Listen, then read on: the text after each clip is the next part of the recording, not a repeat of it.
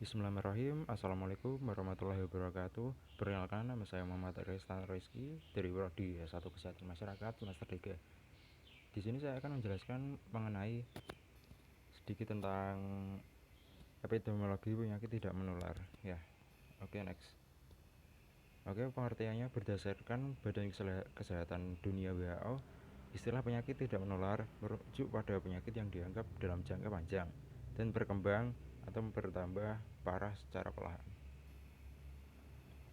Penyakit tidak menular terjadi akibat interaksi antara agen non living agen dengan host. Dalam hal ini manusia, faktor predisposisi, infeksi dan lain-lain, dan lingkungan sekitar source and vessel of agen. Penyakit tidak menular biasa disebut dengan penyakit kronik, penyakit non-infeksi, new communicable disease, dan penyakit degeneratif. Penyakit kardiovaskular contohnya sakit jantung dan stroke. Penyakit pernapasan kronis seperti penyakit paru-paru obstruktif kronis, PPOK, kanker, diabetes. Oke, yang selanjutnya penyakit tidak menular paling banyak dialami penduduk di Indonesia itu yaitu hipertensi ya. Saya jelaskan mengenai hipertensi itu alias tekanan darah tinggi, merupakan penyakit yang umum terjadi di seluruh wilayah Indonesia. Hipertensi disebut juga sebagai pembunuh senyap karena sering apa ya sering tidak bergejala gitu loh. Oke, yang selanjutnya ada stroke. Yang stroke itu kondisi terganggunya suplai darah ke otak. Ketika ini terjadi, otak tidak mendapatkan cukup oksigen dan zat gizi sehingga sel-sel otak pun mulai mati. Oke, yang tengah itu gagal jantung ya. Merupakan itu istilahnya merupakan kondisi saat katup jantung tidak bisa memompa darah ke seluruh tubuh dan benar, atau melainkan kondisi saat kerja jantung melemah sehingga tidak optimal. Yang diabetes mellitus, penyakit penyakit gangguan metabolik itu yang menahun atau kronis akibat pankreas tidak cukup produksi hormon insulin atau tidak dapat menggunakan insulin yang diproduksi secara efektif. Yang terakhir kanker. Kanker itu gaya hidup tidak aktif sehingga faktor keturunan jadi penyebab utama penyakit ini. Oke, next. Nah, ini ada perbedaan nih. Apa perbedaan penyakit menular dan penyakit tidak menular? Nah, untuk penyakit menular, proses terjadinya penyakit akibat interaksi antara agen penyakit, mikroorganisme hidup, manusia dan lingkungan, sedangkan untuk penyakit tidak menular, proses terjadinya penyakit akibat interaksi antara agen penyakit, non-living agen, manusia dan lingkungan. Nah, ini contoh penyakit tidak menular itu seperti kanker, jantung, hipertensi, diabetes. Mungkin itu juga dapat terjadi sih kalau misal faktor keturunan gitu. Oke, next ya. Nah, ini pencegahan penyakit tidak menular di masa pandemi ya.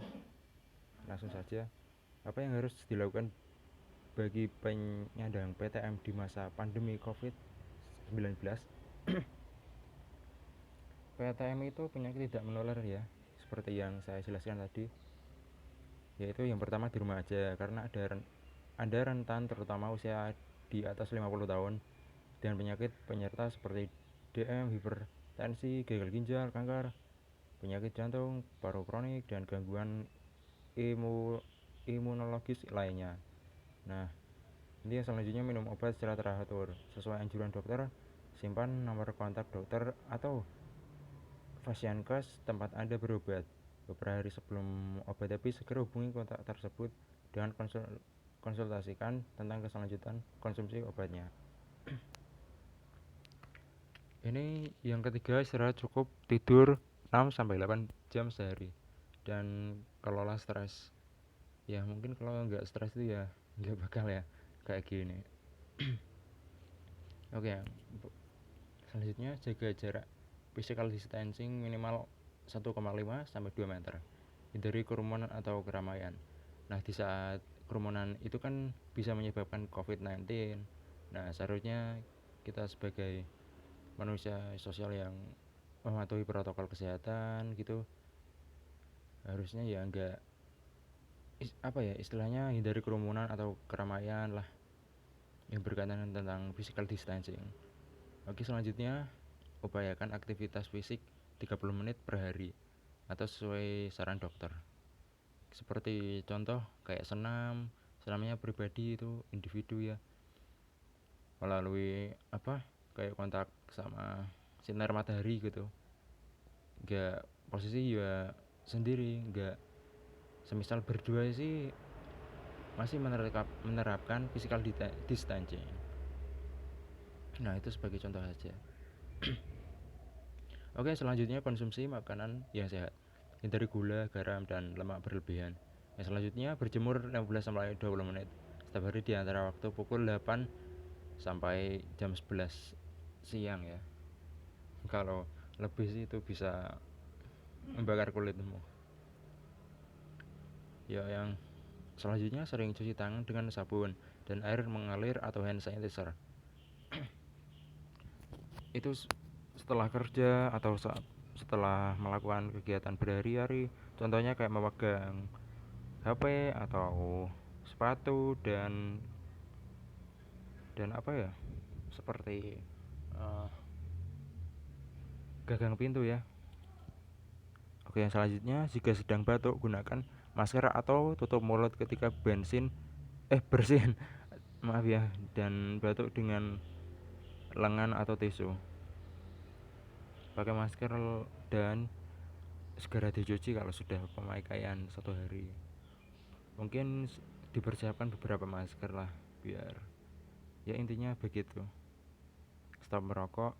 Dan selanjutnya bila muncul gejala demam, batuk, suara sesak, dan sesak nafas yang membuat kontak pasienkes terdekat untuk memeriksakan lebih lanjut gitu. Kalau merasakan hal itu sih langsung di layanan kesehatan saja. New normal, tetap patuhi protokol kesehatan ya. Oke, selanjutnya sudah. Oke guys, mungkin sekian dari video pemaparan materi yang saya sampaikan ya. Kalau bila ada tutur kata yang salah, mohon dimaklumi dan mohon maaf. Oke, sekian dari saya. Bila taufiq wal hidayah. Assalamualaikum warahmatullahi wabarakatuh.